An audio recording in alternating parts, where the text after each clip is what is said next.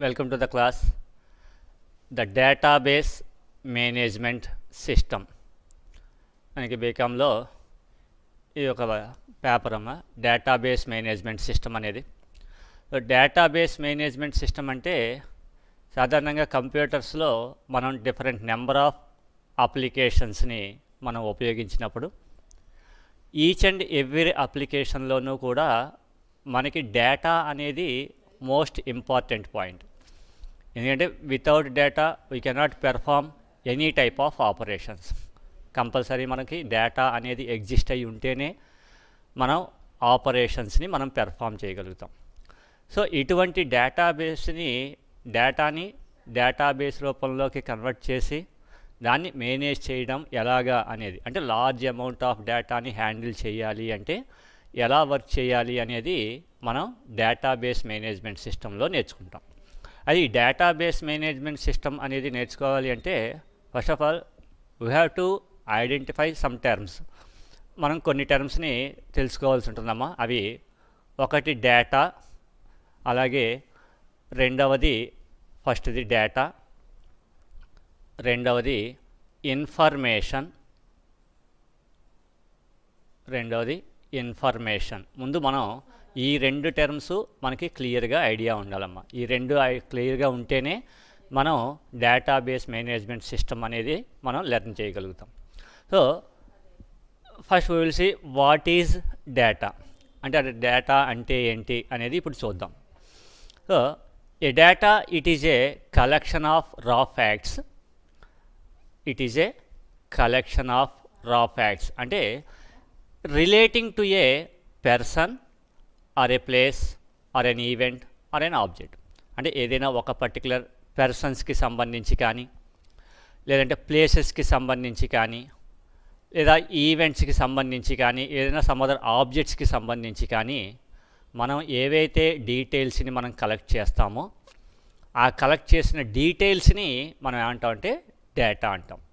అయితే ఈ డేటా అనేది which is not more meaningful. అంటే ఉదాహరణకి నేను ఏదైనా ఒక ఆర్గనైజేషన్లో మనకి సంబంధించిన ఎంప్లాయీస్ డీటెయిల్స్ అన్నీ మనం కలెక్ట్ చేయమని చెప్పి నేను ఒక 2 పర్సన్స్ని అలాట్ చేశాను అనుకోండి.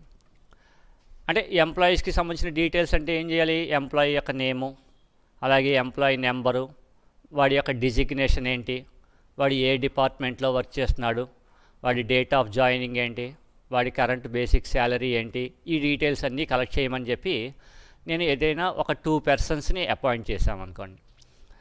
ఈ అపాయింట్ చేసినప్పుడు సపోజ్ ఫస్ట్ పర్సను మనకి డేటాని కలెక్ట్ చేసేటప్పుడు ఫస్ట్ ఎంప్లాయీ యొక్క నేము ఏదో సమ్ ఏబీసీ అని కలెక్ట్ చేశాడు. తర్వాత వాడికి సంబంధించిన డిజిగ్నేషను క్లర్క్, దాని తర్వాత వాడి యొక్క డిపార్ట్మెంటు, సేల్స్ డిపార్ట్మెంటా లేదంటే మార్కెటింగ్ డిపార్ట్మెంటా ఏదనేది డిపార్ట్మెంటు, ఆ తర్వాత శాలరీ, ఇలాగా ఈ ఆర్డర్లో వాడు కలెక్ట్ చేశాడు. ఇంకొక సమ్ అదర్ పర్సను కలెక్ట్ చేసేటప్పుడు వాడు first employee number, so employee number తర్వాత వాడి యొక్క డిజిగ్నేషన్ తర్వాత మనకి నెక్స్ట్ నేము, సపోజ్ మేనేజర్ డిజిగ్నేషను, తర్వాత ఎంప్లాయీ యొక్క నేము XYZ, తర్వాత వాడి యొక్క శాలరీ, ఈ ఆర్డర్లో కలెక్ట్ చేసాడు. అంటే 2 డిఫరెంట్ పర్సన్స్ మనకి ఏదైనా ఒక పర్టికులర్ థింగ్కి సంబంధించి మనం డీటెయిల్స్ని కలెక్ట్ చేయమన్నప్పుడు వాళ్ళు డిఫరెంట్ ఆర్డర్లో కలెక్ట్ చేశారనుకోండి. ఏదైనా కలెక్షన్ ఆఫ్ డేటా అయ్యే కాబట్టి ఇట్ బికమ్స్ ద డేటా. అంటే ఈ ఫస్ట్ పర్సన్స్ కలెక్ట్ చేసింది డేటా అవుతుంది, సెకండ్ పర్సన్ కలెక్ట్ చేసింది డేటా అవుతుంది. Relating to the employees means it is relating to the persons.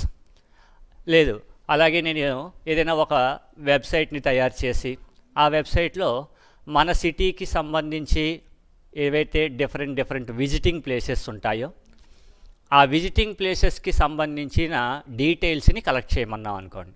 అంటే విజిటింగ్ ప్లేస్ అంటే ఆ పర్టికులర్ ప్లేస్ యొక్క నేము, అలాగే దాని యొక్క లొకేషను, అది దానికి ఆ పర్టికులర్ లొకేషన్కి రీచ్ అవ్వడానికి మనకి ఏవైతే డిఫరెంట్ టైప్స్ ఆఫ్ ట్రాన్స్పోర్ట్స్ ఉంటాయో ఆ ట్రాన్స్పోర్ట్స్, లేదంటే ఏదైనా స్టేషన్ నుంచి బస్ స్టాండ్ నుంచి కానీ లేదంటే రైల్వే స్టేషన్ నుంచి దానికి ఎంత డిస్టెన్స్ ఉంటుంది, ఇటువంటి డీటెయిల్స్ని కలెక్ట్ చేయమన్నాం.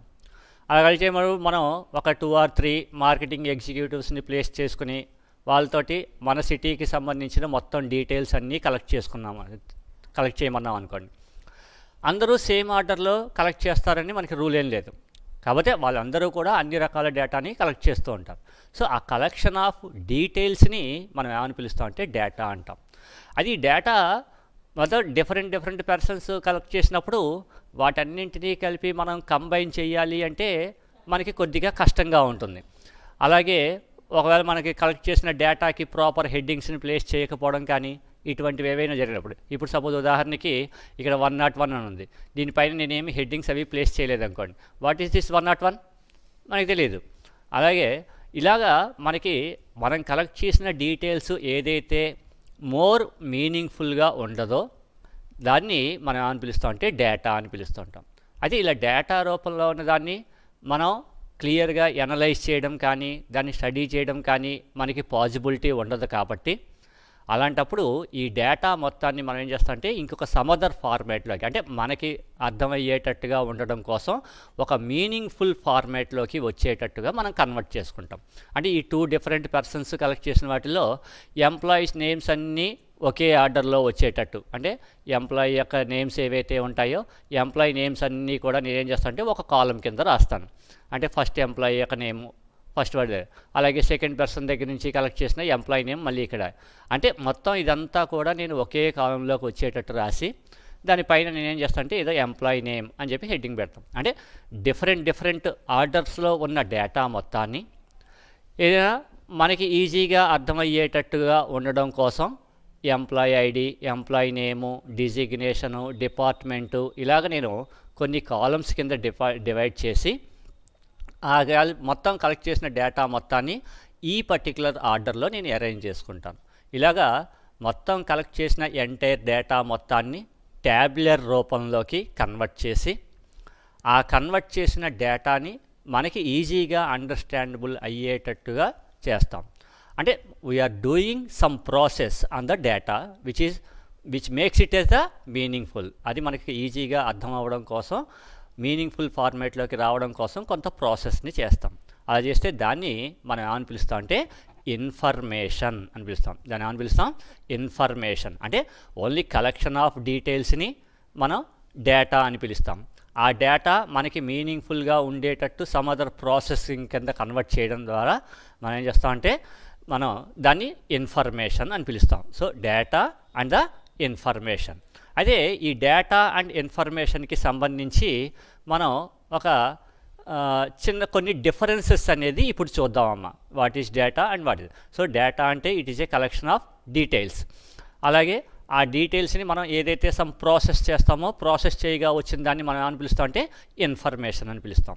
సో ఇప్పుడు ఒకసారి ఈ డేటాకి ఇన్ఫర్మేషన్కి మనకి ఉన్న డిఫరెన్సెస్ ఒకసారి చూద్దాం. సో ఫస్ట్ వచ్చేటప్పటికి డెఫినేషన్ వచ్చేటప్పటికి it is a collection of raw facts or the details relating to a person or a place or an event etcetera. Whereas the information is the processed data. అంటే మనకి already ఏదైతే మనం collect చేసిన రా facts అన్నింటినీ meaningful ఆర్డర్లోకి convert చేస్తామో అలా convert చేయడాన్ని మనం ప్రాసెసింగ్ అంటాం. సో అటువంటి ప్రాసెస్ అవుతుంది కాబట్టి దాన్ని మనం ఏంటంటే ఇన్ఫర్మేషన్ పిలుస్తాం. సో డేటా వచ్చేటప్పటికి it is a collection of raw facts and whereas the information is nothing but the processed data. And the data refers to the raw facts and the information is the analysed data. అంటే the data which is more meaningful to analyse the data. అంటే డేటాని analysis చేయడానికి, అంటే క్విక్గా understand చేసుకోవడానికి మనకి డిఫరెంట్గా ఉంటుంది. And the data is in the form of qualitative or quantitative. అంటే సాధారణంగా మనం కలెక్ట్ చేసే డీటెయిల్స్ అన్నీ కూడా మనకి ఏవైతే ఉదాహరణకి ఎంప్లాయీ నెంబర్ అనుకున్నాం అనుకోండి, it is in the form of digits, అంటే న్యూమరల్స్ రూపంలో ఉంటుంది. అలాగే ఎంప్లాయీ యొక్క నేమ్ అన్నాం అనుకోండి, which is in the form of characters, అంటే లెటర్స్ రూపంలో ఉంటుంది. అలాగే డిజిగ్నేషన్ లెటర్స్ రూపంలో ఉంటుంది. ఎంప్లాయీ యొక్క శాలరీ నెంబర్స్ రూపంలో ఉంటుంది. ఇలాగా మనం కలెక్ట్ చేసే డీటెయిల్స్ అన్నీ కూడా ఏదర్ న్యూమరికల్ ఫార్మాట్లో కానీ, లేదంటే లెటర్స్ ఫార్మాట్లో కానీ, లేదంటే సమ్ అదర్ ఇమేజెస్ ఫార్మాట్లో కానీ ఉంటాయి. దాన్ని మనం ఏంటంటే డేటా అంటాం. So the data may be either qualitative or quantitative, which is in the form of numbers and letters, whereas the information is in the form of ideas and inferences. అంటే మనకి వచ్చిన ఇన్ఫర్మేషన్ మొత్తాన్ని, అంటే process చేయగా వచ్చిన data మొత్తాన్ని మనం ఈజీగా ఎనలైజ్ చేసి దాని ద్వారా బిజినెస్ డెసిషన్స్ అనేవి తీసుకోవడానికి మనకి ఈజీగా ఉంటుంది. కాబట్టి ఇన్ఫర్మేషన్ ఎప్పుడు ఏ రూపంలో ఉంటుంది అంటే ఐడియాస్ అండ్ ఇన్ఫరెన్సెస్ రూపంలో ఉంటుంది. అలాగే the data which is represented in the form of tabular, అంటే టేబుల్స్ రూపంలో కన్వర్ట్ చేసుకుంటాం. అంటే రోస్ అండ్ కాలమ్స్ రూపంలో కానీ, లేదంటే డేటా ట్రీ రూపంలో కానీ, లేదంటే గ్రాఫ్ రూపంలో కానీ తీసుకుంటాం. Whereas the information is in the form of languages and ideas, thoughts based on the data. అలాగే మనకి ఎనాలిసిస్కి చెప్పేటప్పటికీ the data is not analysed. ఎందుకంటే మనం కలెక్ట్ చేసే డేటా అంతా కూడా మనకి ఏ రూపంలో ఉంటుంది, రా ఫ్యాక్ట్స్ రూపంలో ఉంటుంది. రా ఫ్యాక్ట్స్ రూపంలో ఉంటుంది కాబట్టి అది అనలైజ్ అయ్యి ఉండదు. అది ఎప్పుడు అనలైజ్, డేటాని మనం ఎప్పుడు అనలైజ్ చేయగలుగుతాం, which is in the form of meaningful ఫార్మేట్లో ఉన్నప్పుడు. మీనింగ్ఫుల్ ఫార్మేట్లో ఉండాలంటే ఇన్ఫర్మేషన్లో కన్వర్ట్ అవ్వాలి. కాబట్టి ఎనాలిసిస్ పరంగా చెప్పాలి అంటే the data is not analysed, whereas the information is in the form of analysed format. మనకి డేటా ఎప్పుడు కూడా ఎనలైజ్డ్ ఫార్మేట్లో ఉంటుంది. అలాగే మనకి డేటా వచ్చేటప్పటికి which is not more meaningful, whereas the information is more meaningful. ఇది ఆల్రెడీ ఇందాక నుంచి చెప్పుకుంటూనే ఉన్నాం. సో మనకి అంటే మనం ఈజీగా అండర్స్టాండ్ చేసుకోవడం అనేది మనకి పాసిబిలిటీ ఉండదు డేటాలో. అంటే ఎగ్జిస్ట్ అయ్యి ఉంటుంది. ఉదాహరణకి ఇప్పుడు నేను ఏవైనా కొన్ని కలెక్షన్ ఆఫ్ బుక్స్ని తీసుకున్నాను అనుకోండి. కలెక్షన్ ఆఫ్ బుక్స్లో నుంచి దట్ బుక్, ఏదో ఒక పర్టికులర్ బుక్ ఇవ్వండి అన్నాను అనుకోండి. ఆ బుక్ ఇవ్వండి అన్నాను అనుకోండి. ఏ బుక్ ఇవ్వాలి అంటే మన దగ్గర ఉండడానికి అన్ని రకాల బుక్స్ ఉంటాయి, కానీ ఆ బుక్ ఇవ్వండి అంటే which is not more meaningful. కాబట్టి మనకి ఈజీగా మనం అండర్స్టాండ్ చేసుకోవడం అనేది మనకి పాసిబిలిటీ ఉండదు. అలా కాకుండా ఆ కంప్యూటర్ మెటీరియల్ ఇవ్వండి అన్నాం అనుకోండి, విచ్ ఈజ్ మనం వెంటనే దాన్ని మొత్తం ఉన్న బుక్స్లోంచి ఆ పర్టికులర్ కంప్యూటర్ మెటీరియల్ని వెంటనే మనం బయటికి తీయగలుగుతాం. అంటే which is in the form of meaningful అనమాట. అది ఇన్ఫర్మేషన్. తర్వాత ఇంటర్ రిలేషన్ వచ్చేటప్పటికి details that is collected and data that has processed. Information అంటే which is nothing but the processed data అని ఆల్రెడీ చెప్పుకున్నాం. సో ఆ డేటా, ప్రాసెస్డ్ డేటాని మనం ఏంటంటే ఇన్ఫర్మేషన్ అంటాం. ఇవి డేటా అండ్ ఇన్ఫర్మేషన్స్కి సంబంధించిన డిఫరెన్సెస్. డేటా వచ్చేటప్పటికి డెఫినేషన్ పరంగా చెప్పాలి అంటే it is a collection of raw facts and whereas the information is the processed data. And the data refers to the raw facts, whereas the information relating to the refers to the analyzed data. And the data is in the form of numerals and the letters రూపంలో ఉంటుంది. Information అనేది ideas and inferences రూపంలో ఉంటుంది. అలాగే డేటాని మనం ఎప్పుడు కూడా ట్యాబులర్ రూపంలో కానీ, లేదంటే డేటా ట్రీ రూపంలో కానీ, డేటా గ్రాఫ్ రూపంలో కానీ రిప్రజెంట్ చేస్తాం. ఇన్ఫర్మేషన్ అనేది లాంగ్వేజెస్ అండ్ ఐడియాస్ రూపంలో రిప్రజెంట్ చేస్తాం. అలాగే డేటా అనేది ఎనలైజ్ అయ్యి ఉండదు. ఇన్ఫర్మేషన్ వచ్చేటప్పటికి which is the analysed data. అలాగే మీనింగ్ వచ్చేటప్పటికి data is not more meaningful, whereas the information is more meaningful. ఇవి డేటా అండ్ ఇన్ఫర్మేషన్కి సంబంధించిన డిఫరెన్సెస్. సో ఇప్పటివరకు మనం మెయిన్గా రెండు రకాల పాయింట్స్ తెలుసుకున్నాం. ఒకటి డేటా, రెండవది ఇన్ఫర్మేషన్. అంటే డేటా అనేది only collection of raw facts which is not in the meaningful format. అలాగే ఇన్ఫర్మేషన్ అనేది ప్రాసెస్డ్ డేటా. అయితే ఇటువంటి డేటాని మనం కలెక్ట్ చేసినప్పుడు ఇందాక మనం సింపుల్గా ఏదైనా ఒక పర్టికులర్ ఆర్గనైజేషన్లో ఎంప్లాయీస్కి సంబంధించిన డీటెయిల్స్ అని చెప్పుకున్నాం. అంటే ఓన్లీ ఒక సింగిల్ పర్సన్కో లేదంటే సింగిల్ ప్లేస్ ఆర్ సింగిల్ ఈవెంట్కి సంబంధించిన డీటెయిల్స్ని కలెక్ట్ చేస్తే దాన్ని డేటా అంటాం. అదే ఏదైనా ఒక ఆర్గనైజేషన్కి సంబంధించి ఆ ఆర్గనైజేషన్లో ఏవైతే డిఫరెంట్ టైప్స్ ఆఫ్ ఆపరేషన్స్ మనకి పెర్ఫామ్ అవుతాయో, అంటే డిఫరెంట్ టైప్స్ ఆఫ్ ట్రాన్సాక్షన్స్ జరుగుతాయో, ఆ ఎంటైర్ ఆర్గనైజేషన్కి సంబంధించిన అన్ని ట్రాన్సాక్షన్స్కి సంబంధించిన డీటెయిల్స్ని మనం కలెక్ట్ చేసామనుకోండి. అంటే ఉదాహరణకి ఏదైనా ఒక లార్జ్ ఎంటర్ప్రైజ్, ఏదో లేదంటే కార్స్ యొక్క మ్యానుఫ్యాక్చరింగ్కి సంబంధించి మనం ఏదైనా ఒక లార్జ్ ఆర్గనైజేషన్ లేదంటే ఒక ఎంటర్ప్రైజ్ తీసుకున్నాం అనుకోండి. ఆ ఎంటర్ప్రైజ్కి సంబంధించి నేను డీటెయిల్స్ని కలెక్ట్ చేయమన్నాం. లేదంటే ఒక స్మాల్గా వచ్చేటప్పటికి ఏదైనా ఒక సూపర్ మార్కెట్కి సంబంధించి మనం ఏదైనా ఒక డేటా కలెక్ట్ చేయమన్నాం అనుకోండి.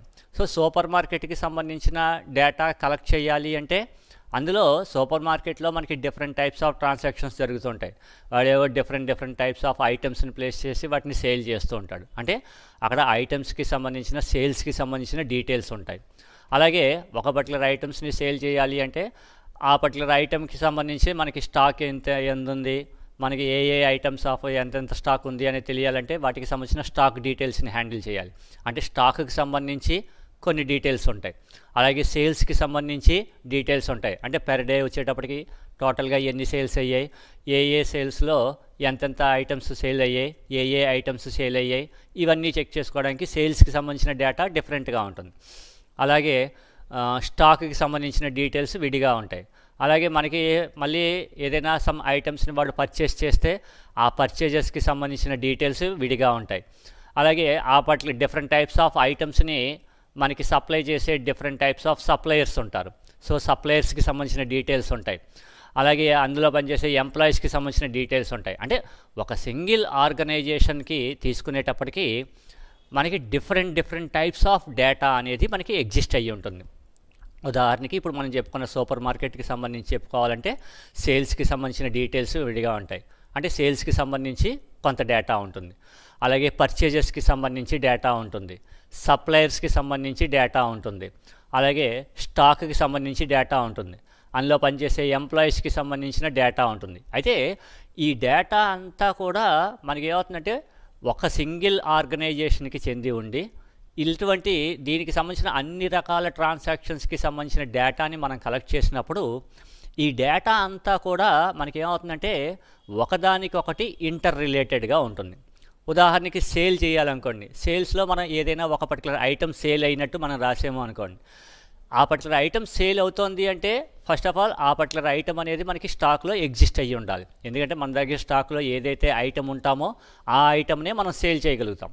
సో సేల్స్లో మనం ఒక పర్టికులర్ ఐటమ్ని మనం సేల్ చేస్తున్నాము అంటే కంపల్సరీ దానికి సంబంధించిన డీటెయిల్స్ మనకి ఎక్కడ ఉంటాయి, స్టాక్లో ఉంటాయి. అలాగే ఎప్పుడైతే ఒక ఐటమ్ని కొంత క్వాంటిటీ సేల్ చేసేస్తామో వెంటనే దానికి సంబంధించిన స్టాక్ మనకి వెంటనే అప్డేట్ అయిపోవాలి. అంటే స్టాక్లో ఇది వరకు ఒక 10 ఐటమ్స్ ఉన్నాయనుకోండి, ఇప్పుడు ఆల్రెడీ మనం 5 ఐటమ్స్ని సేల్ చేసాం అనుకోండి. సేల్ చేసినప్పుడు మళ్ళీ ఏం చేయాలి, వెంటనే స్టాక్లో 5కి తగ్గించేయాలి. ఆ 5కి తగ్గించేటప్పుడు నెక్స్ట్ టైం మళ్ళీ ఆ పర్టికులర్ ఐటమ్కి బాగా ఎక్కువ సేల్ అవుతోంది అనుకున్నాను అనుకోండి, వాడు వెంటనే మళ్ళీ ఆర్డర్ ప్లేస్ చేసుకుని మళ్ళీ ఆ పర్టికులర్ ఐటమ్ని వాడు పర్చేస్ చేసుకోవాలి. అంటే స్టాక్ ఎప్పుడైతే చెక్ చేసుకుంటామో స్టాక్ దగ్గర నుంచి మళ్ళీ మనకి ఏమవుతుంది, పర్చేజెస్కి వెళ్తుంది. అంటే మనం అలాగే పర్చేజెస్ రాగానే ఆ పర్టికులర్ ఐటమ్ మళ్ళీ ఏం చేస్తాం, స్టాక్ని మళ్ళీ ఇంక్రీజ్ చేస్తూ ఉంటాం. అంటే ఆ పర్చేజెస్ మీద డిపెండ్ అయ్యి స్టాక్ అనేది ఉంటుంది, స్టాక్ మీద డిపెండ్ అయ్యి సేల్స్ అనేది ఉంటుంది. అలాగే ఆ సేల్ ఎవరు మనకి ఎంట్రీ చేశారు అనే దానికి సంబంధించి, అంటే ఆ పర్టికులర్ దానికి సంబంధించిన బిల్ ఎవరు జనరేట్ చేశారు అని తెలుసుకోవడానికి మళ్ళీ అక్కడ ఎంప్లాయీ ఇన్ఫర్మేషన్ ఉంటుంది. అంటే ఎంప్లాయీ దగ్గర ఎంప్లాయీ ఇన్ఫర్మేషన్ ఎక్కడి నుంచి వస్తుంది, మళ్ళీ ఎంప్లాయీస్ డీటెయిల్స్ దగ్గర నుంచి వస్తాయి. అంటే ఒక ఆర్గనైజేషన్కి సంబంధించి మనం డిఫరెంట్ డేటాని మనం కలెక్ట్ చేసినప్పుడు ఈ డేటా అంతా కూడా మనకి ఏమవుతుందంటే ఒకదానికొకటి ఇంటర్ రిలేటెడ్గా ఉంటుంది. ఉదాహరణకి పర్చేజెస్ని బేస్ చేసుకుని మనకి ఏమవుతుంది, స్టాక్ అనేది డిపెండ్ అయ్యి ఉంటుంది.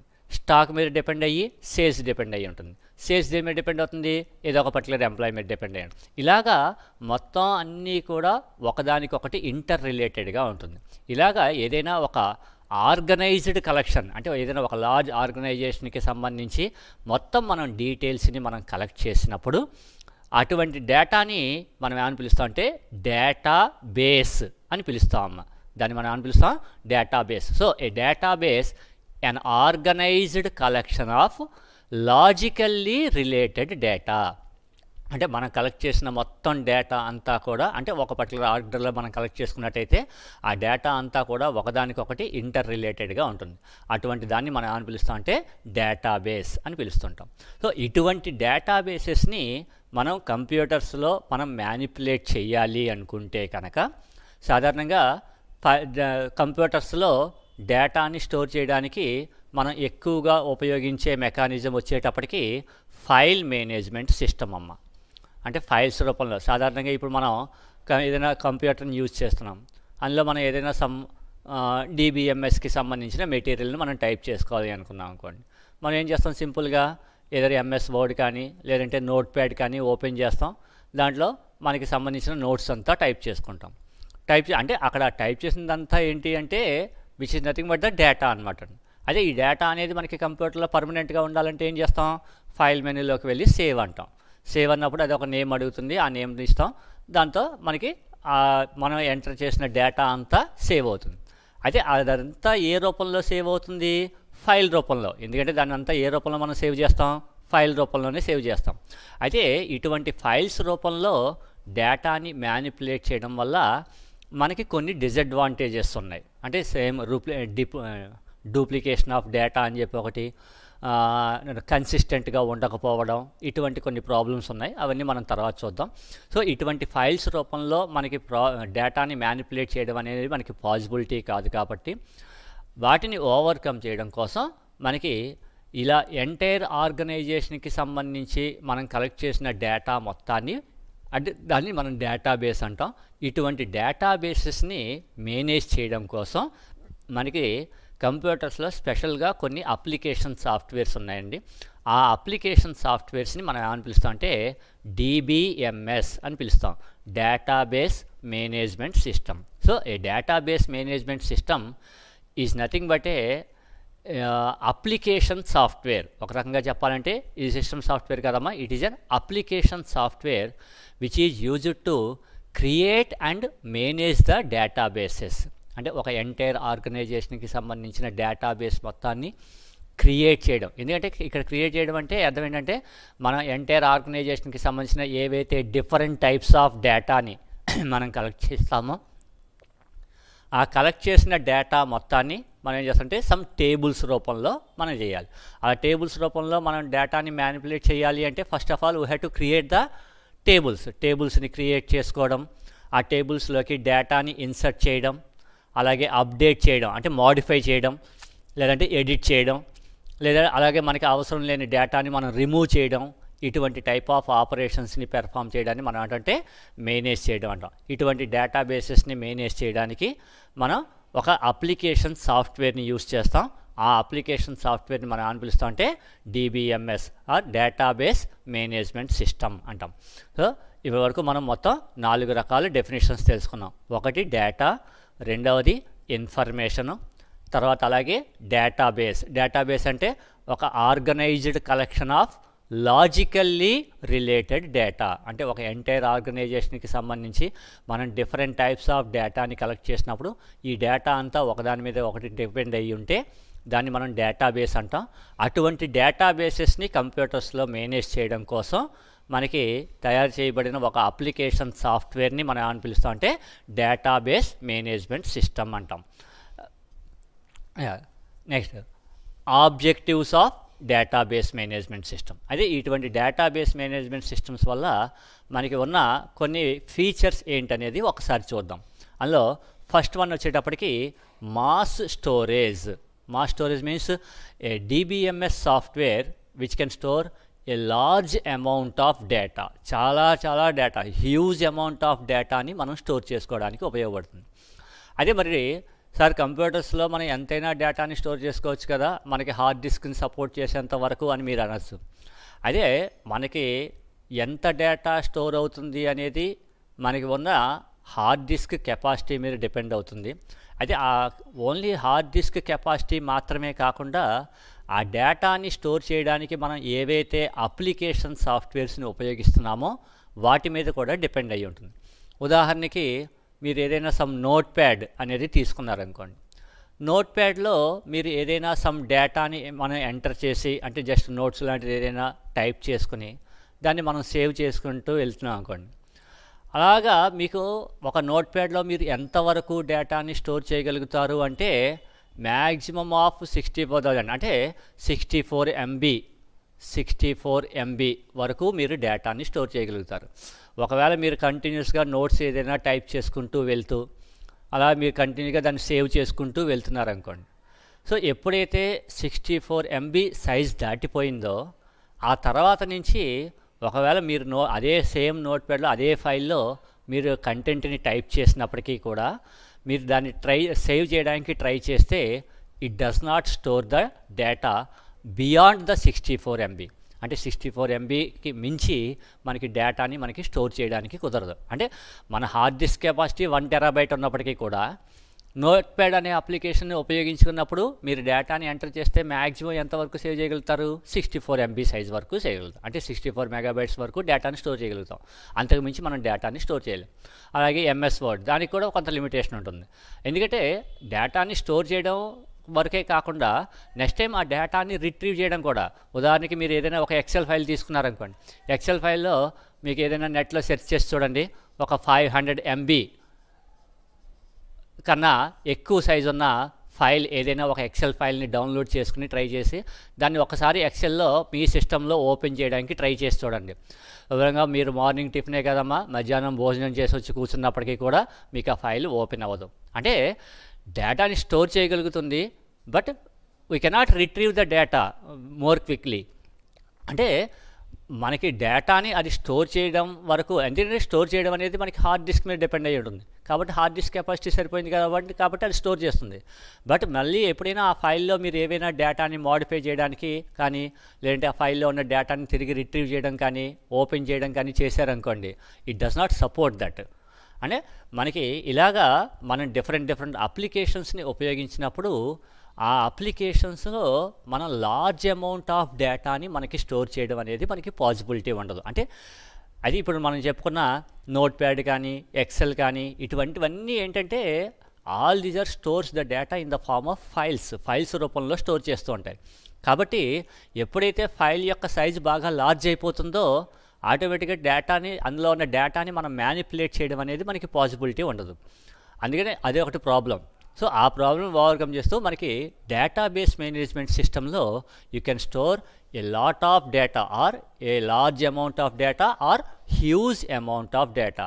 ఎంత డేటాని స్టోర్ చేయగలుగుతాము అంటే, సాధారణంగా డేటాబేస్ మేనేజ్మెంట్ సిస్టమ్స్లో డేటా ఎప్పుడు కూడా మనకి ఏ రూపంలో స్టోర్ అవుతుంది అంటే టేబుల్స్ రూపంలో స్టోర్ అవుతుందమ్మా. ఇది మోస్ట్ ఇంపార్టెంట్ పాయింట్ అమ్మా, గుర్తుపెట్టుకోండి. డేటాబేస్ మేనేజ్మెంట్ సిస్టమ్స్లో డేటా అనేది ఎప్పుడూ కూడా ఏ రూపంలో ఉంటుంది అంటే టేబుల్స్ రూపంలో ఉంటుంది.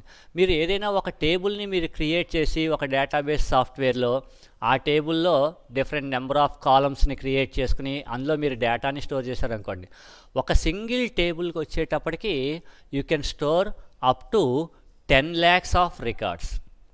10 lakhs ఆఫ్ రికార్డ్స్ని మనం స్టోర్ చేసుకోవచ్చు ఒక సింగిల్ టేబుల్కి. ఇలాగా ఒక సింగిల్ డేటాబేస్లో you can store or you can create any number of tables. ఎన్ని టేబుల్స్ అయినా క్రియేట్ చేసుకోవచ్చు. అలాగే ఈ ఒక టేబుల్లో మీరు 10 lakhs రికార్డ్స్ని మీరు స్టోర్ చేసినా, ఒకవేళ మీరు ఫస్ట్ రికార్డ్ని మీరు యాక్సెస్ చేయడానికి ట్రై చేశారనుకోండి, ఫస్ట్ రికార్డ్ యాక్సెసింగ్ అనేది ఎంత ఫాస్ట్గా అయితే జరిగిందో, సపోజ్ 9,99,000 దగ్గర ఉన్న రికార్డ్ని మీరు యాక్సెస్ చేయడానికి ట్రై చేశారు అంటే ఆ పర్టికులర్ రికార్డ్ని రిట్రీవ్ చేయడానికి ట్రై చేశారనుకోండి, మనకి ఫస్ట్ రికార్డ్ అనేది ఎంత క్విక్గా అయితే రిట్రీవ్ అయ్యిందో 9,19,999 రికార్డు కూడా అంతే ఫాస్ట్గా రిట్రీవ్ అవుతుంది. అంటే డేటాబేస్ మేనేజ్మెంట్ సిస్టమ్ అనేది ఓన్లీ లార్జ్ వాల్యూమ్ ఆఫ్ డేటాని స్టోర్ చేయడం వరకు మాత్రమే కాకుండా లార్జ్ వాల్యూమ్ ఆఫ్ డేటాని మ్యానిపులేట్ చేయడానికి కూడా మనకి ఉపయోగపడుతుంది. ఇది డేటాబేస్ మేనేజ్మెంట్ సిస్టంలో ఉన్న ఫస్ట్ ఫీచర్ అమ్మ, which is the mass storage which can store a lot of data in it. And the second one is the removes duplicity. అంటే మనం డేటాబేస్లో డేటా మొత్తాన్ని మనం టేబుల్స్ రూపంలో మనం క్రియేట్ చేసుకుంటున్నప్పుడు ఈచ్ అండ్ ఎవ్రీ టేబుల్లోకి మనం ఎప్పుడైతే ఒక న్యూ రికార్డుని ఇన్సర్ట్ చేస్తామో, ఆ ఇన్సర్ట్ చేసేటప్పుడు అదేం చేస్తుందంటే సేమ్ డేటా సేమ్ టేబుల్లో ఇంతకుముందు ఆల్రెడీ ఎంటర్ చేసారా లేదా అనేది చెక్ చేసుకుంటుంది. ఇలా ఎందుకు చెక్ చేసుకుంటుంది అంటే in order to remove the duplication of data. ఎందుకంటే ఒకే డేటాని మనం డిఫరెంట్ నెంబర్ ఆఫ్ టైమ్స్ మనం స్టోర్ చేసుకుంటూ వెళ్ళిపోతూ ఉన్నాం అనుకోండి, మనకి ఏమవుతుంది, డిస్క్ స్పేస్ అనేది మనకి ఎక్కువగా వేస్ట్ అయిపోతూ ఉంటుంది. ఎందుకంటే ఎప్పుడైతే డూప్లికేషన్ ఆఫ్ డేటా ఉంటుందో అక్కడ ఆటోమేటిక్గా మనకి ఏమవుతుంది, సెకండరీ స్టోరేజ్ అనేది మనకి ఎక్కువగా వేస్ట్ అయిపోతూ ఉంటుంది. అలా ఎక్కువగా వేస్ట్ అయిపోకుండా ఉండడం కోసం మనకి డేటాబేస్ మేనేజ్మెంట్ సిస్టంలో ఏం చేస్తుంది అంటే, ఇందులో మనం టేబుల్స్ రూపంలోకి మనం డేటాని మనం స్టోర్ చేసేటప్పుడు ఎప్పుడైతే ఒక న్యూ రికార్డుని ఇన్సర్ట్ చేస్తామో it checks whether the same data is already existing in the table or not. ఆ టేబుల్లో ఆల్రెడీ ఎగ్జిస్ట్ అయ్యి ఉందా లేదా చూస్తుంది. ఒకవేళ ఉంది అనుకోండి, డేటా డూప్లికేషన్ అని చెప్పేసి మనం చేసే ఇన్సర్షన్ ఆపరేషన్ని అది క్యాన్సిల్ చేసేస్తుంది. క్యాన్సిల్ చేసి ఆ డేటాని ఇంకా స్టోర్ అవ్వనివ్వదు. So the DBMS guarantees that there will be no duplicity among records. అంటే సాధారణంగా డేటాబేస్లో డేటా అంతా ఎప్పుడూ కూడా ఏ రూపంలో స్టోర్ చేస్తామంటే టేబుల్స్ రూపంలో స్టోర్ చేస్తామని చెప్పుకున్నాం. So A table is nothing but a collection of rows and columns. అంటే టేబుల్ అనేది మనకి ఎప్పుడు ఏ రూపంలో ఉంటుంది, హారిజాంటల్ రైస్, వీటిని మనం రోస్ అంటాం. అలాగే వెర్టికల్ పార్టిషన్స్కి వచ్చేటప్పటికి కాలమ్స్ అంటాం. సో ఈ రో ఏదైతే ఉంటుందో అంటే ఒక కంప్లీట్ హారిజాంటల్ ఇన్ఫర్మేషన్ని దాన్ని మనం ఏమని పిలుస్తాం అంటే రో అని పిలుస్తాం. ఆర్ దాన్నే మనం ఏమని పిలుస్తాం అంటే రికార్డ్ అని పిలుస్తూ ఉంటాం. దాన్నే మనం ఏమని పిలుస్తాం, రికార్డ్ అని పిలుస్తాం. దాన్ని DBMS టెర్మినాలజీలో టుపుల్ అని కూడా పిలుస్తారమ్మ. అంటే DBMSకి సంబంధించినంత వరకు రో అన్నా, రికార్డ్ అన్నా, టుపుల్ అన్నా ఏదన్నా ఒకటే. అలాగే వెర్టికల్ ఇన్ఫర్మేషన్ వచ్చేటప్పటికి సాధారణంగా మనం ఏమని పిలుస్తాం అంటే కాలమ్ అంటాం. వెర్టికల్ ఇన్ఫర్మేషన్ మనం అంటాం కాలమ్ అని, కానీ లేదంటే దీనికే ఇంకొక పేరు ఫీల్డ్ అని చెప్పి ఉంటుందమ్మా. కాలమ్ అని కానీ ఏంటంటే ఫీల్డ్, ఆర్ దీనికే ఇంకొక పేరు ఉంటుందమ్మా యాట్రిబ్యూట్. ఇవన్నీ DBMSలో వచ్చే టెర్మినాలజీస్ అమ్మ. యాట్రిబ్యూట్ అంటాం. అంటే a table is nothing but a collection of rows and columns. So జనరల్గా మనం చెప్పుకుంటారు అటువంటి రోస్నే DBMSలో ఏదో రో అని కానీ, లేదంటే రికార్డ్ అని కానీ, టుపుల్ అని కానీ, లేదంటే it is also called as an instance అని కూడా పిలుస్తుంటాము. కొన్నిసార్లు దాన్ని మనం ఇన్స్టెన్స్ అని కూడా పిలుస్తూ ఉంటాం. అలాగే వెర్టికల్ ఇన్ఫర్మేషన్ వచ్చేటప్పటికి ఏదో కాలమ్ అని కానీ, లేదంటే ఫీల్డ్ అని కానీ, లేదంటే యాట్రిబ్యూట్ అని కానీ పిలుస్తాం. ఇలాంటి కలెక్షన్ ఆఫ్ రోస్ అండ్ కాలమ్స్ని మనం టేబుల్ అంటాం. ఈ టేబుల్ ఆర్ దీనికే ఇంకొక పేరు ఉంటుందమ్మా ఎంటిటీ అంటాం. అంటే టేబుల్ అన్నా, ఎంటిటీ అన్నా, ఆర్ దీనికే ఇంకొక పేరు సింపుల్గా రిలేషన్ అంటాం. అంటే ఎంటిటీ అన్నా, టేబుల్ అన్నా, రిలేషన్ అన్నా ఏదన్నా ఒకటే. అలాగే రో, రికార్డ్, టుపుల్ ఆర్ ఇన్స్టెన్స్ అంటాం. అలాగే కాలమ్ దానికి ఇంకొక నేమ్ ఫీల్డ్, ఇంకొక నేమ్ వచ్చేటప్పటికి యాట్రిబ్యూట్. ఇటువంటి collection of rows and columns రూపంలో ఉంటాయి. కాబట్టి ఈ రోస్ రూపంలో మనం ఏదైనా అంటే ఒక టేబుల్లో ఒక పర్టికులర్ రోని మనం ఇన్సర్ట్ చేసేటప్పుడు, ఈ రోని ఒక న్యూ రోని ఇన్సర్ట్ చేసేటప్పుడు first it checks in the table whether the same data is already existing are not. ఆ ఎగ్జిస్ట్ అయ్యి ఉంటే ఇప్పుడు మనం చేస్తున్న ఇన్సర్షన్ ఆపరేషన్ అది క్యాన్సిల్ చేసేస్తుంది, లేకపోతే ఆ పర్టికులర్ డేటాని ఇన్సర్ట్ చేస్తుంది. దాని ద్వారా మనకి డేటాబేస్ మేనేజ్మెంట్ సిస్టంలో ఎక్కడా కూడా డూప్లికేషన్ ఆఫ్ డేటా ఉండదు. ఎందుకంటే ఆ డూప్లికేషన్ ఆఫ్ డేటా ఉంటే మనకేం జరుగుతుంది, సేమ్ ఒకే డేటా డిఫరెంట్ నెంబర్ ఆఫ్ లొకేషన్స్లో డిస్క్లో స్టోర్ అవ్వడం వల్ల మనకి ఎక్కువ డిస్క్ స్పేస్ అనేది వేస్ట్ అయిపోతుంటుంది. అలా వేస్ట్ అయిపోకుండా మనకి బెనిఫిట్ ఉంటుంది. ఇది ఆబ్జెక్టివ్స్ ఆఫ్ డేటాబేస్ మేనేజ్మెంట్లో సెకండ్ పాయింట్. ఫస్ట్ పాయింట్ వచ్చేటప్పటికి mass storage which can store a lot of amount or large amount of data or huge amount of data or bulk of data ఏదైనా అనొచ్చు. మనకి ఎక్కువ మొత్తంలో డేటాని స్టోర్ చేయగలుగుతుంది. అలాగే డూప్లికేషన్స్ని ఎలిమినేట్ చేస్తుంది. అయితే ఇలా డూప్లికేట్స్ని ఎలిమినేట్ చేయడం వల్ల మనకి ఇంకొక మెయిన్ అడ్వాంటేజ్ ఏంటంటే it maintains the consistent data. అంటే డేటా అనేది కూడా మనకి ఎప్పుడు కూడా కన్సిస్టెంట్గా అంటే మోర్ మీనింగ్ఫుల్గా ఉంటుంది. అలాగే నెక్స్ట్ వచ్చేటప్పటికి మల్టిపుల్ యూజర్స్ యాక్సెస్. సాధారణంగా ఫైల్స్ రూపంలో మనం డేటాని మ్యానిపులేట్ చేసేటప్పుడు ఎట్ ఏ టైం ఓన్లీ ఒక సింగిల్ పర్సన్ మాత్రమే ఒక ఫైల్ని యాక్సెస్ చేయగలుగుతాడు. ఒకే ఫైల్ని ఒకటి కన్నా ఎక్కువ మంది నెంబర్ ఆఫ్ పర్సన్స్ యాక్సెస్ చేయడం అనేది మనకి పాసిబిలిటీ ఉండదు.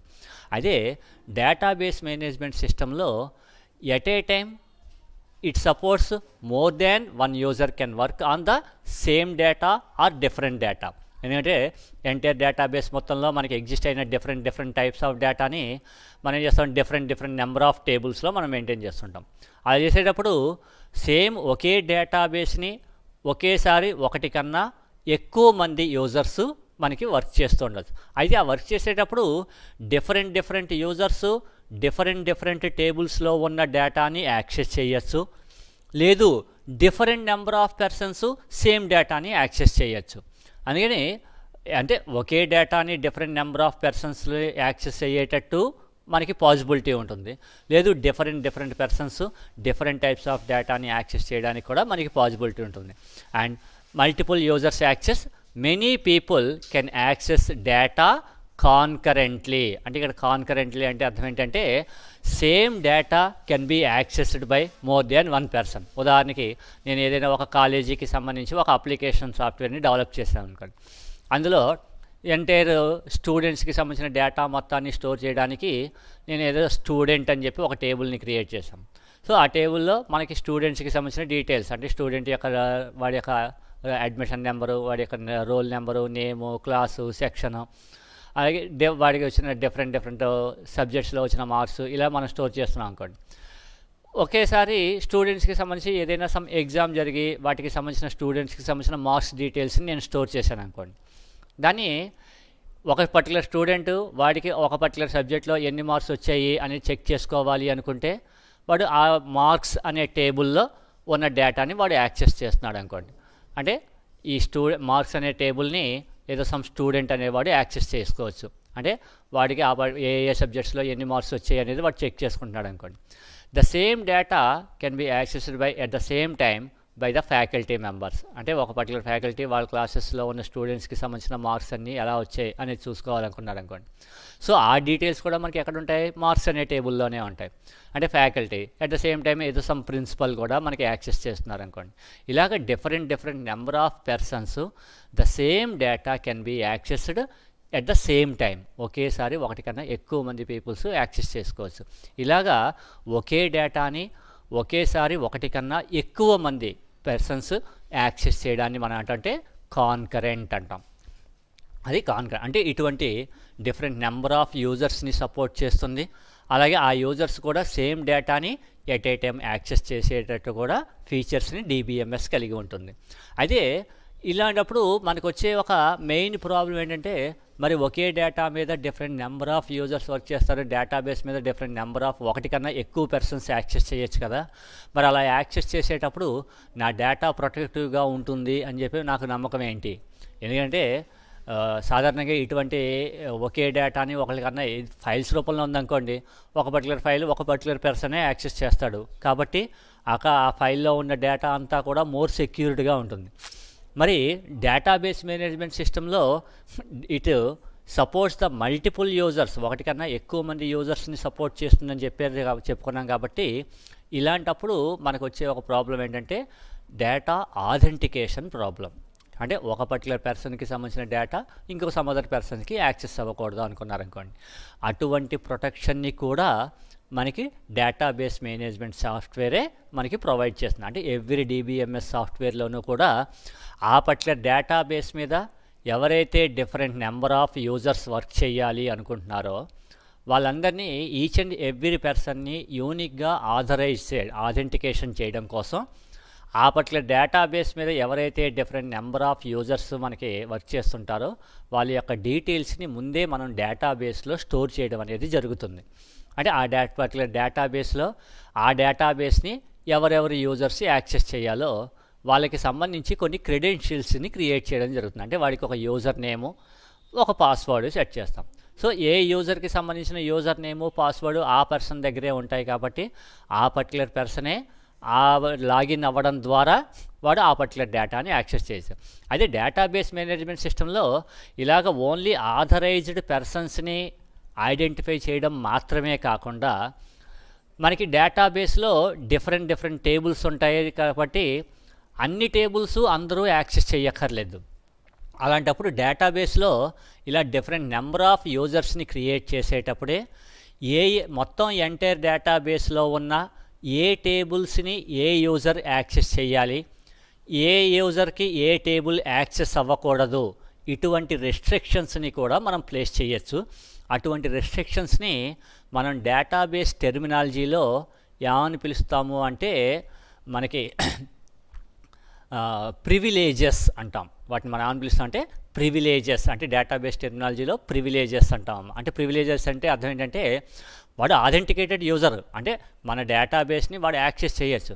అయితే ఆ డేటాబేస్లో కూడా ఏ డేటా ఎంతవరకు యాక్సెస్ అవ్వాలి, అంటే వాడికి ఆ పర్టికులర్ డేటా మీద ఏ టైప్ ఆఫ్ ఆపరేషన్స్ని పెర్ఫామ్ చేయడానికి పర్మిషన్స్ ఇవ్వాలి అని చెప్పడాన్ని మనం ఏమని పిలుస్తుంటే ప్రివిలేజెస్ అంటాం. అంటే డేటాబేస్ మేనేజ్మెంట్ సిస్టంలో ఈచ్ అండ్ ఎవ్రీ యూజర్ని ఆథెంటికేట్ చేయొచ్చు. అలాగే ఈచ్ అండ్ ఎవ్రీ పర్సను ఏ డేటాని యాక్సెస్ చేయాలి, ఏ డేటాని యాక్సెస్ చేయకూడదు అనే కన్స్ట్రైంట్స్ ఆర్ ప్రివిలేజెస్ని కూడా మనం సెట్ చేయొచ్చు.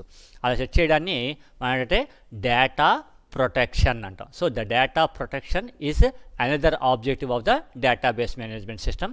So the DBMS guarantees that the data cannot be accessed by unauthorised persons. అంటే ఒక డేటాబేస్లో మనకి ఎగ్జిస్ట్ అయిన డేటాని ఓన్లీ ఆథరైజ్డ్ పర్సన్స్ మాత్రమే యాక్సెస్ చేయగలుగుతారు. అనాథరైజ్డ్ పర్సన్స్ యాక్సెస్ మరి ఏదైనా ఒక పర్టికులర్ పర్సన్ ఆథరైజా కాదా అనేది ఎలా చెక్ చేస్తాము అంటే ఆ పర్టికులర్ డేటాబేస్ని ఎవరైతే users different number of users మనకి వర్క్ చేయాలి అనుకుంటామో ఆ పర్టికులర్ యూజర్స్ యొక్క డీటెయిల్స్ని ముందే మనం డేటాబేస్లో స్టోర్ చేయడం అనేది జరుగుతుంది. అలాగే ఈచ్ అండ్ ఎవ్రీ యూజర్కి కూడా కొన్ని క్రెడెన్షియల్స్ని ప్రొవైడ్ చేయడం జరుగుతుంది.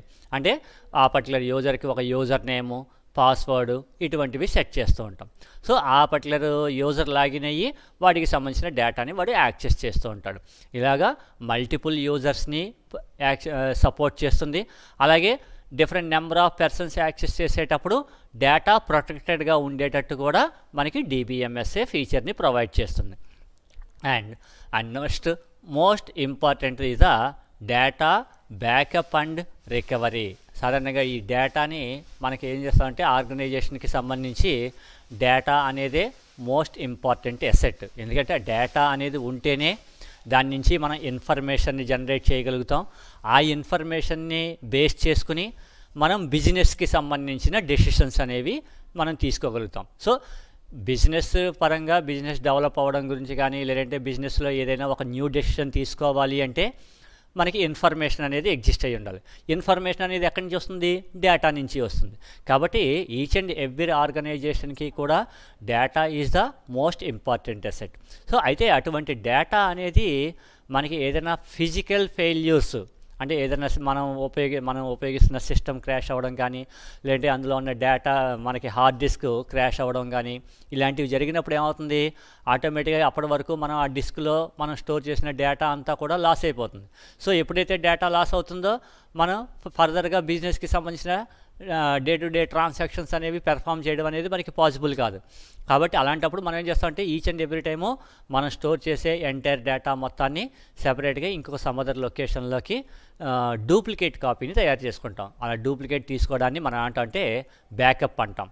అదే అలా బ్యాకప్ ఎందుకు తీసుకుంటాము అంటే ఫ్యూచర్లో మనకి ఏదైనా అన్ఎక్స్పెక్టెడ్ యాక్సిడెంటల్గా ఏదైనా ఏదర్ సిస్టమ్ క్రాష్ అవ్వడం కానీ లేదంటే హార్డ్ డిస్క్ క్రాష్ అవ్వడం కానీ ఇటువంటివి జరిగినప్పుడు మనకి ఆ పర్టికులర్ డేటా అనేది మళ్ళీ తిరిగి మనం రీస్టోర్ చేసుకోవడం కోసం అంటే మనకి పోయిన డేటా మొత్తాన్ని తిరిగి రికవర్ చేసుకోవడం కోసం మనం ఏం చేస్తామంటే డూప్లికేట్ కాపీస్ని పెడుతుంటాం. దాన్ని మనం ఏంటంటే బ్యాకప్ అంటాం.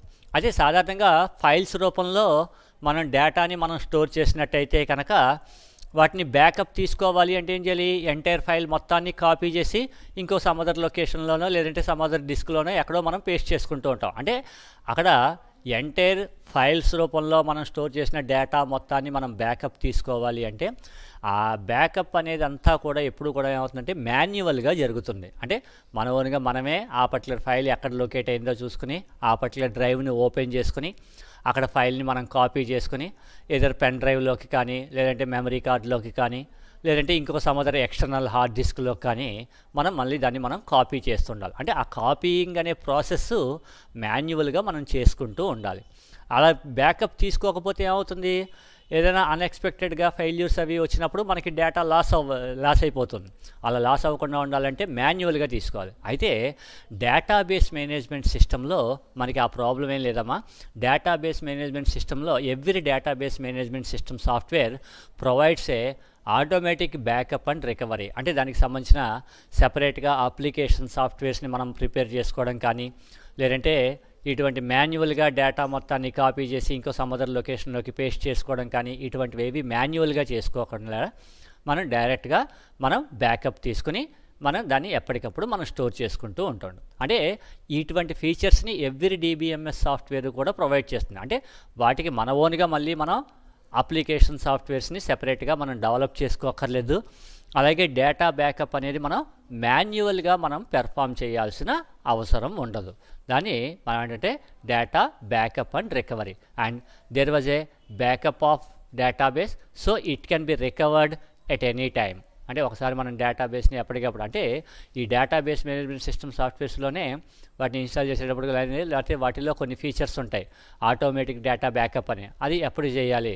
ఎవ్రీ డే బై డే ఒకసారి బ్యాకప్ తీయమంటారా, లేకపోతే వీక్లీ వన్సా, లేదంటే మంత్లీ వన్సా, క్వార్టర్లీనా అనేది ఆప్షన్స్ని మనం సెట్ చేసి వదిలేస్తే it automatically takes the backup of the entire database. అదే డేటాబేస్ బ్యాకప్ తీస్తే ఆ బ్యాకప్ అంతా మళ్ళీ సెపరేట్గా ఇంకొక సమ్ అదర్ లొకేషన్లో స్టోర్ అవ్వాలి. కాబట్టి ఒరిజినల్గా డేటాబేస్లో మనకి ఎంతైతే స్పేస్ ఆక్యుపై చేస్తుందో అంతే స్పేసు అక్కడ కూడా ఆక్యుపై చేస్తుంది. దానివల్ల మనకి ఫిజికల్ స్టోరేజ్ మనకి ఎక్కువ వేస్ట్ అవుతూ ఉంటుంది. కానీ మనకి ఫిజికల్ స్టోరేజ్ కన్నా మనకి డేటా అనేది మోస్ట్ ఇంపార్టెంట్ కాబట్టి ఆ డేటాని మనం యాక్సెస్ చేస్తూ ఉంటాం.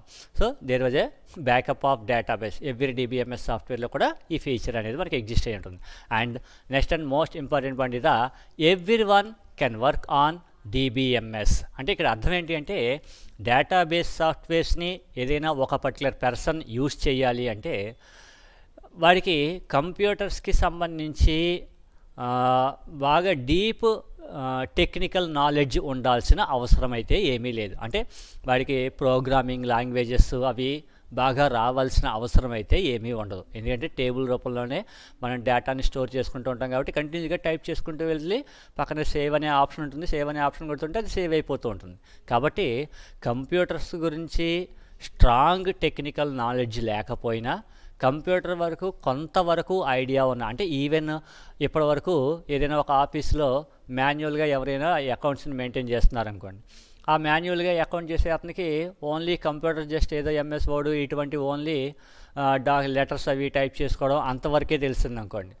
వాళ్ళు కూడా DBMSని ఉపయోగించి డేటాబేస్లో మనం టేబుల్స్ని క్రియేట్ చేసుకోవడము, వాటిల్లోకి డేటాని ఇన్సర్ట్ చేయడం, అప్డేట్ చేయడం, మాడిఫై చేయడం, ఇటువంటి ఆపరేషన్స్ అన్నీ పెర్ఫామ్ చేయాలి. అంటే వాడికి ఆ డేటాబేస్ మేనేజ్మెంట్ సిస్టమ్ సాఫ్ట్వేర్ కంప్లీట్గా రావాల్సిన అవసరం లేదు. అలాగే కంప్యూటర్లో programming language, strong technical knowledge అవసరం ఏది ఉండదు. ఎటువంటి పర్సన్స్ అయినా DBMS మీద వర్క్ చేయొచ్చు. Even a non technical person can also work on DBMS. అంటే DBMS మీద నాన్ టెక్నికల్ పర్సన్స్ కూడా మనకి వర్క్ చేస్తూ ఉండొచ్చు. And next one is the integrity.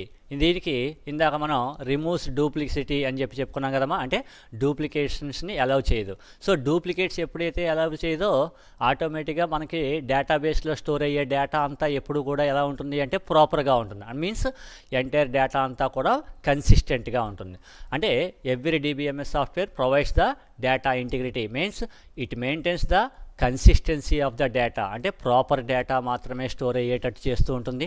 అలాగే ఆ స్టోర్ అయిన డేటాని అందరు యూజర్స్ కూడా యాక్సెస్ చేయలేరు, ఓన్లీ ఆథెంటికేటెడ్ పర్సన్స్ మాత్రమే యాక్సెస్ చేయగలుగుతారు. కాబట్టి ఈ డేటాబేస్ మేనేజ్మెంట్ సిస్టంలో మనం స్టోర్ చేసే డేటా ఎప్పుడూ కూడా ఆథెంటిక్ అండ్ కన్సిస్టెంట్గా ఉంటుంది.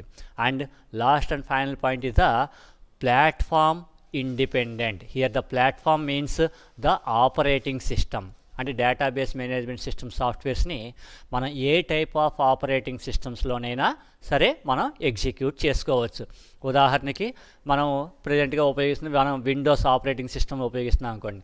విండోస్ ఆపరేటింగ్ సిస్టంలోనూ మీరు పర్టికులర్ డేటాబేస్ సాఫ్ట్వేర్ని, సేమ్ అదే డేటాబేస్ సాఫ్ట్వేర్ని మీరు లైనక్స్ ఆపరేటింగ్ సిస్టమ్స్లో కూడా మీరు రన్ చేసుకుంటూ ఉండొచ్చు. అంటే the same database software can run on any of the operating system. ఇవి మనకి ఆబ్జెక్టివ్స్ ఆఫ్ డేటాబేస్. అంటే ఆబ్జెక్టివ్స్ ఆఫ్ డేటాబేస్ మేనేజ్మెంట్ సిస్టంలో ఫస్ట్ వన్ వచ్చేటప్పటికి mass storage, which is used to store a lot of data. అలాగే next second point వచ్చేటప్పటికి removes duplicity, అంటే it eliminates the duplicates. And more than one person can access at a time, multiple users can access data concurrently, దాన్ని multiple users access అంటాం. అలాగే each and every డేటాని కూడా different number of పర్సన్స్ని authorised పర్సన్స్గా identify చేయడం కోసం మనకి డేటా ప్రొటెక్షన్ ఉంటుంది. అలాగే డేటా బ్యాకప్ అండ్ రికవరీ. అలాగే ఈవెన్ నాన్ టెక్నికల్ బ్యాక్గ్రౌండ్ ఉన్న పర్సన్స్ కూడా మనకి DBMSను ఉపయోగించుకుంటూ ఉండొచ్చు. అలాగే DBMSలో మనకు ఉండే డేటా అంతా కూడా ఎప్పుడు ఇంటిగ్రిటీగా ఉంటుంది. అండ్ ఈ DBMS సాఫ్ట్వేర్స్ని మనం any type of operating systems మీద మనం రన్ చేసుకుంటూ ఉండొచ్చు. ఇవి మనకి ఆబ్జెక్టివ్స్ ఆఫ్ DBMS. సో టోటల్గా ఇవాళ టుడేస్ క్లాస్లో మనం కొన్ని terminologies, data, information, database, DBMS అంటే ఏంటి అనేవి డెఫినేషన్స్ చూసాం. అలాగే డేటా అండ్ ఇన్ఫర్మేషన్స్కి సంబంధించిన డిఫరెన్సెస్ చూసాం. అలాగే డేటాబేస్ మేనేజ్మెంట్ సిస్టమ్ యొక్క ఆబ్జెక్టివ్స్ చూసాం. ఇది రిమైనింగ్ పాయింట్ మనం నెక్స్ట్ సెషన్